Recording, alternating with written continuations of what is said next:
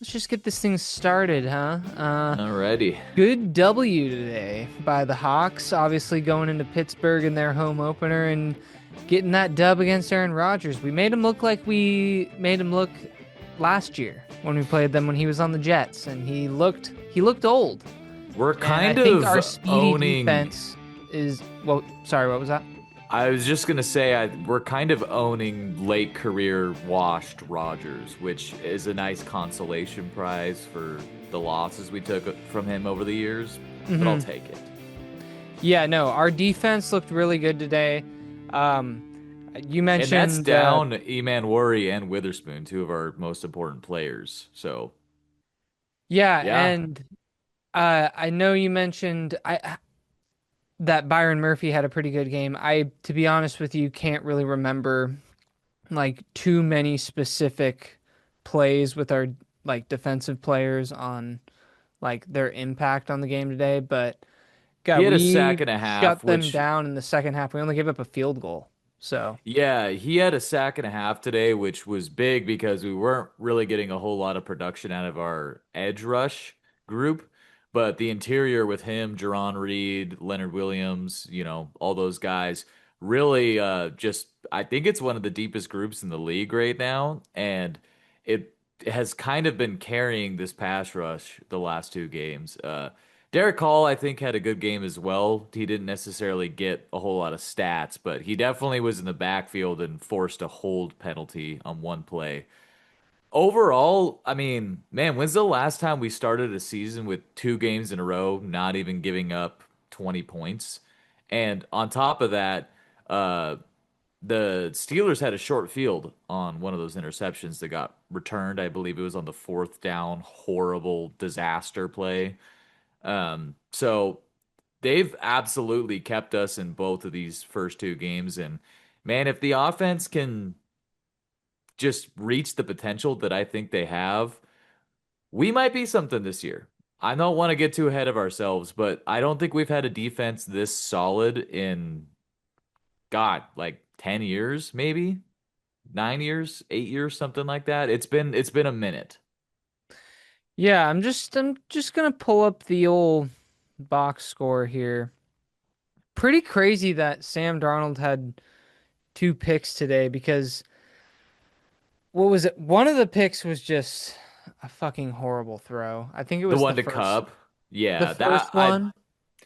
I hopefully he doesn't make an interception that bad the rest of the season because it just wasn't there. And then even if it was, the throw gave him it was late, like it gave him no chance. I just dumb play overall. But outside of the two interceptions, which admittedly were big mistakes, I actually thought Sam Darnold played a really good game and he converted a couple third and longs to JSN to AJ Barner. I think one to Cup as well. Mhm. Just really gutsy throws over the middle, kind of into a tight window downfield to get us the conversion. And that was huge in this game because even though Kenneth Walker got over 100 in this game, on a down to down consistency, we were mostly getting stuffed in the run game. I mean, Charbonnet had a real rough day at the offense with or at the office with 15 carries for 10 yards.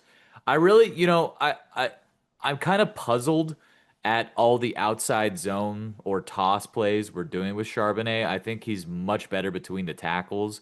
If we're going to be doing outside runs, I think Walker should be on the field with those because he I has the totally speed agree to with get that to the because edge. Walker is speed, and if you want to get a guy to the outside, then you need him to be fast. Yeah, and I think Charbonnet is better at getting the 2 to 4 yards that are there. Yeah, he So, runs downhill.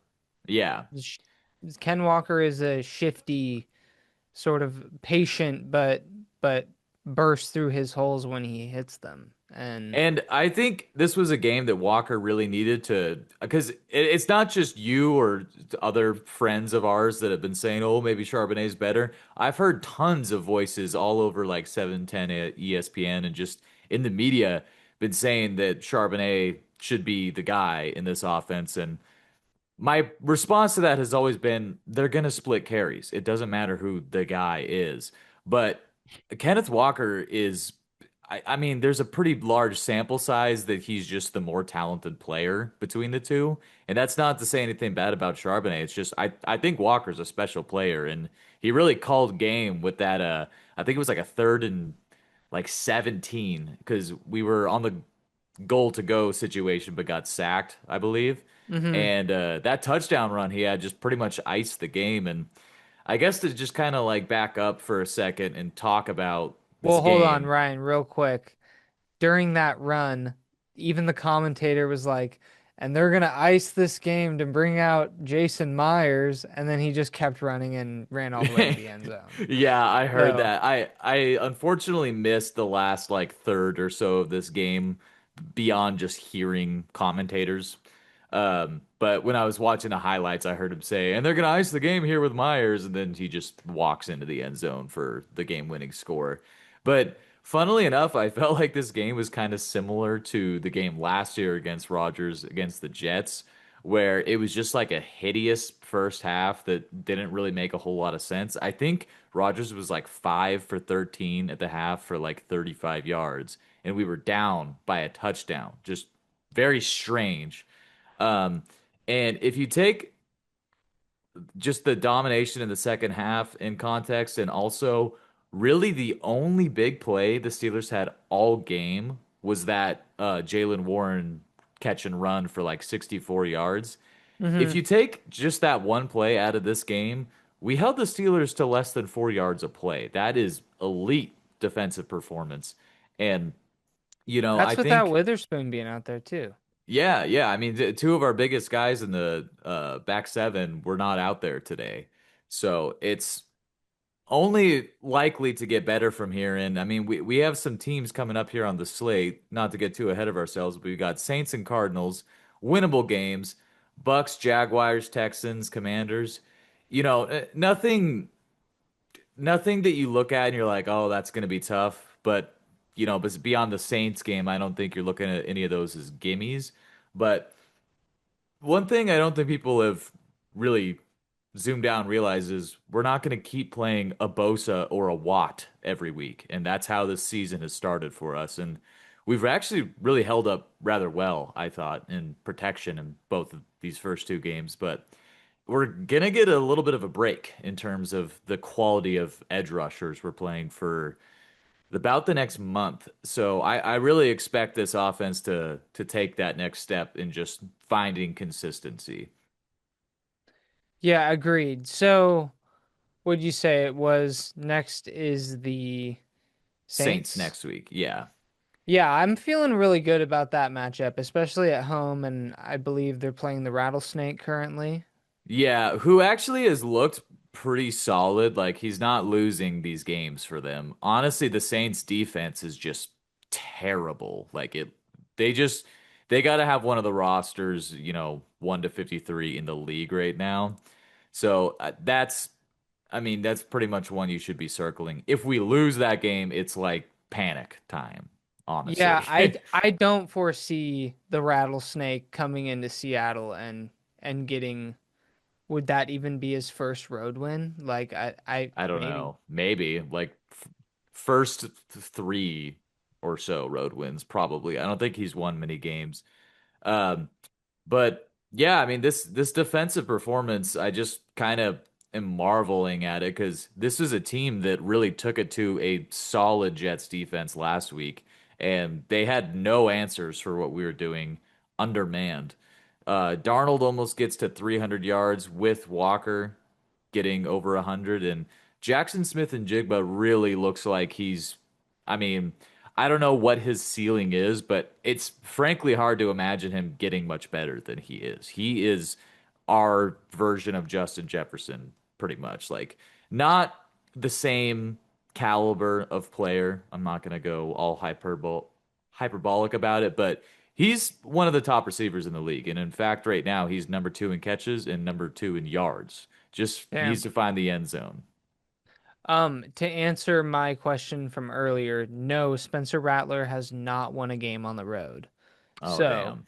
I don't foresee him getting his first career road victory this weekend. Do you? No, especially not after a really disappointing home opener. that would be kind of crazy. You do see weird things like that happen every once in a while, but I feel like as long as even if the defense plays just like slightly worse than they have these first two games, I think we'll be fine.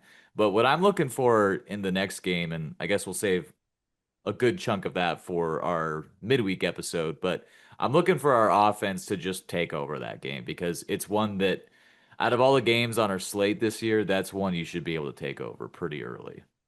And I feel like our defense, like, I'm expecting maybe a defensive score in that game because the Saints offense is about one of the most unimpressive offenses to me.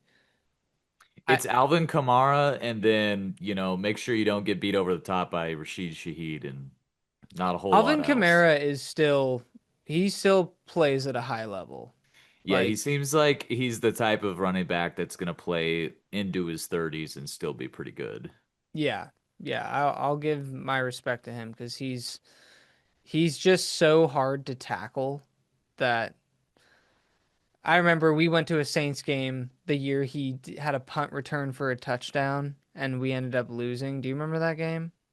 Man, that must have been a while ago, huh? It was like 6 years probably ago? 2020 or Okay. no, 2021 or 20, it might have been 2019 actually. I think it was 2019 because that's the last time I think the Saints were in our house.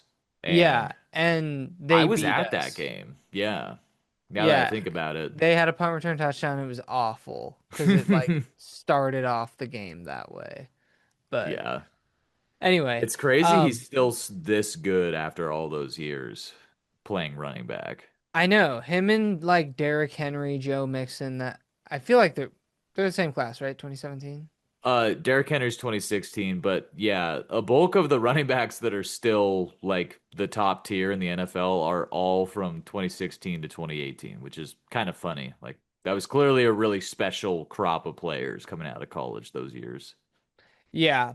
Um, yeah, we've got so the Saints, I guess we'll leave sort of our predictions for the later week episode, Yeah. but I am kind of excited to kind of dive more deeper into that. I kind of need to look at the Saints stats. I kind of need to look at how everyone is performing as far as yards per game, points per game, all that sort of thing is concerned because I haven't really taken a look at that. I know it's only week 2, but Yeah. I'm just really glad that we found a way to win this Steelers game because this is one I looked at as soon as the schedule came out and I was like, Pittsburgh's always a hard place to play.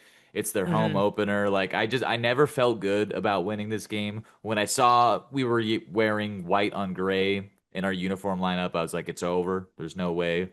But, I love being wrong if it's a result like this. Hey, and you know what did I say before the game? This game kind of reminds me of the Falcons game from last year.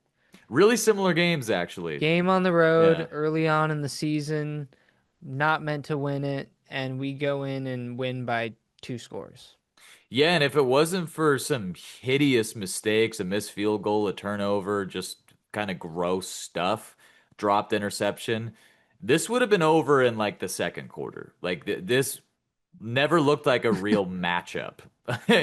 Which is Yeah, awesome because I mean, like you probably had the Steelers in your top 10 last week, right? Like they looked like one of the better teams I think I in the had them league. at 9.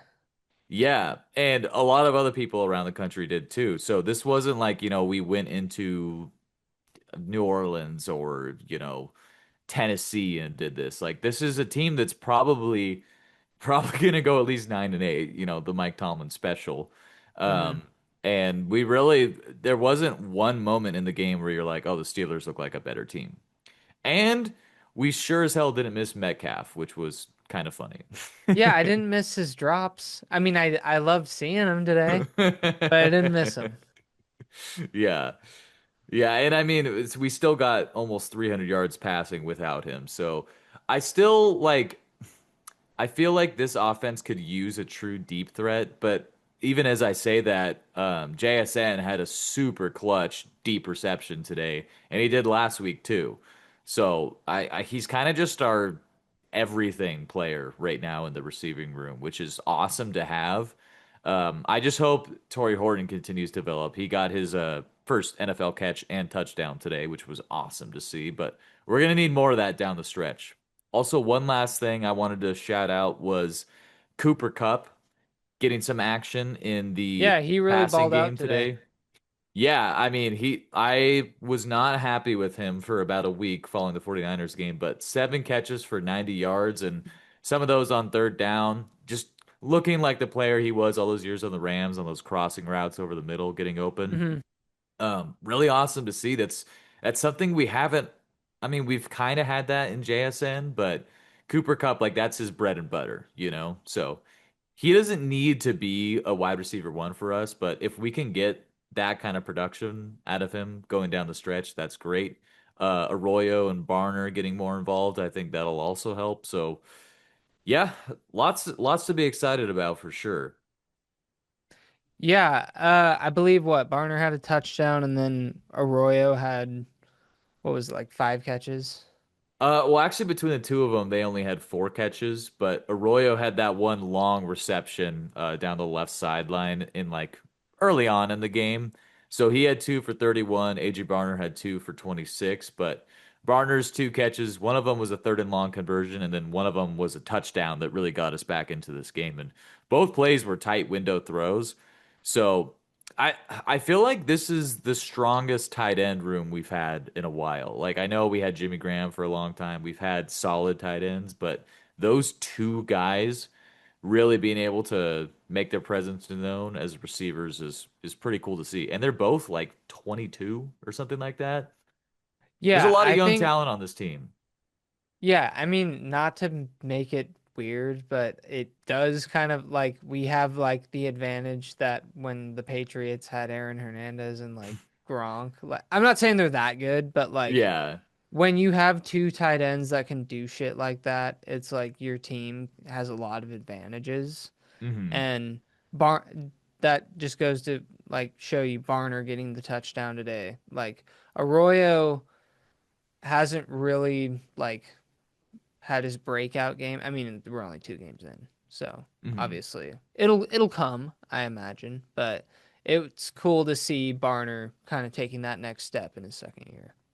Yeah, I think honestly the thing you can say that's most exciting about the Seahawks offense right now is A, it's got to be one of the younger groups overall in the league. I mean, JSN, 30-year player, Torrey Horton, rookie, two of our top two receivers, Hmm. Barner and Arroyo, our first and second year players.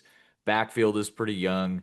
Offensive line might be the youngest starting five in the league. So pair that with the fact that our coordinator is in his first season with us, and you got to think that they're gonna start to gel more and more as the season goes on. Also, I don't know if you've noticed this, but like through 2 games, I've barely seen compared to what we've been used to. Sam Darnold hasn't been getting sacked, like, and having like 3 and outs every other drive, or like having these sacks that are drive killers. Like, we're at least able to move the ball. We put up 31 points today. Like, Yeah, and granted, 7 of those points came on one of the flukiest, weird special teams sure, blunders by sure. Caleb Johnson. But the point, I mean, that's still 24 points on the road, with 2 turnovers. So yeah, I fully agree. This offensive line, I mean, I still think it's a work in progress, but they don't look like the worst line in the league. Far from it, and that's huge improvement because I feel like the last few Well, years. just think about where we were last year, what they had done already. They gave up 2 safeties in 1 half. Or Yeah. what was it, 1 half or 1 game? I can't remember. I think it was one half. It was like the first half of the Broncos game or something like that, which was Yeah, it like was like 5-3 or unreal. something. Yeah, Like a and baseball score. and apparently Bradford is like in the top half of the league with his PFF grade. Take that for what it's worth. Hmm. And he is the guy that I've kind of been zeroed in on, like, okay, you could make or break our offense this season because if you're as bad as you were last year, you will. But he's He's been not fine. He's not suddenly a Pro Bowler, but he's doing his job. The thing that's mystifying though is why we're not able to, I guess, move people more in the interior offensive line. I don't know if that's just a getting used to the scheme thing. Hmm. But yeah, I mean, Bradford's like one of the strongest, like just his athletic profile is up there in the tops of the league. So you'd think that he'd be a road grader in the run game, and maybe that'll come. But yeah, it's at least not a disaster. And Gray Zabel is looking like he was definitely the right pick where we got him last year. I mean, he hasn't given up any sort of sack or pressure yet Or like that I've seen. penalty. I don't even think he has a penalty yet. I could be wrong. I don't have the stats in front of me, but I don't think he has either because we haven't like seen the camera go on him after a penalty is called. yeah, Like I we mean, haven't even heard from him. That's why I know he's doing really good. yeah, and overall today, I mean, this was a really clean game from a penalty standpoint from both teams, actually. Four penalties called total, two for each team, 10 and 15 respectively between us and the Steelers. Hmm. The one killer penalty today extended a third down, and that was Tariq Woolen's hold. And it was a hold. I don't know if you saw that replay, but if that's the worst penalty you commit all game, you live with that, I think. Yeah. Yeah, no. And honestly, I don't know how you felt about this, but when DK caught that touchdown, I was kind of like, here we go. Like this might be the beginning of a swift end to our hopes of winning this game. I mean, yeah, that's definitely how I felt. But weirdly enough, like as soon as the Steelers seemingly got control of this game, they like absolutely shat their pants, and all of a sudden we were up by 10 points in like the blink of an eye. I know, it was awesome. Yeah, I mean, I really don't have a whole lot else other than that was a great win. And I do feel like if we can get a couple of these games in the bag early, it'll give us a little bit more. I mean, obviously, it'll give us more cushion because just do the math. But I don't know, winning in the cold and winning later in the year is always just tougher in general Mhm. for everyone. But uh, yeah, I think we have a good chance to go maybe win our first three of our first four games. Yeah, I mean, I the way I look at it is if you measure the season in quarters and you're going 3-1 each quarter, you're gonna end 12-5 or 13-4, you know? Hmm. So that's kind of the path, the realistic path you want to be on because I think on any given season, if you're aiming for more than 12 wins, like that's a lofty goal, you know? But going around to the division, someone in this division's got to fucking lose because right now we're last in the division. We're the only team with a loss. And it's frustrating because the Niners, the Rams, and the Cardinals have all almost lost to some lesser teams, but they, pulled it out. Yeah, yeah, all three of them have gotten like a super easy opponent. Yeah. Well, I guess on paper. Like the Panthers can, if Bryce Young decides he wants to play well, they have a chance to win. And like the Saints, eh, they might be the worst team in the league. And Them then the or, Titans are, yeah. they had the number one pick, like you said, for a reason. They're terrible. So those are three easy wins that they secured, but I mean, they should win those games. So I expect Yeah. us to win those games when we play those opponents. I also feel like you need to start looking at seeding and that kind of stuff no earlier than halfway through the season because so much shit happens in the first. Like, I mean, Joe Burrow going down for potentially 3 months today. Like, so Yeah. much happens early on in the season that affects the course of the season. You just want to stack as many wins as you can. And I think if we can get to our bye with like 5 wins, we'll be in a good spot. Yeah. No, I totally agree. That was pretty rough seeing Joe Burrow go down today. It's just kind of lame. I hate when It's just they not get good for the players. watchability of the sport, you know? Yeah, it's just It's a bummer. But hey, maybe the Bengals, since they're winning these games for once, they're racking up their cushion because they always seem to fold at the end of the year. Or Also, get hot when it's too late. One of the yeah, that two. was definitely them last year. Also, Browning for whatever reason is like the best backup in the league somehow. Like he just comes in and plays almost as good as Burrow. So I don't think they're dead just because he's out there. Yeah. Could just be because Jamar Chase is so freaking good. Yeah, I mean, he's got to be the best in the league right now, I think. Yeah. Um, yeah, I don't really have a whole lot else on the Hawks. Yeah, I Plus, guess you want to talk about the Mariners getting sole first place in the AL West yeah, real quick? yeah. So let me actually pull up the standings. We'll just go over that, and then we can kind of wrap this up. But okay, let's see here. They're at 80 wins now, right? Yeah, they're 82 and 68. The Astros 81 and 69, and then we got the Rangers at 79 and 71.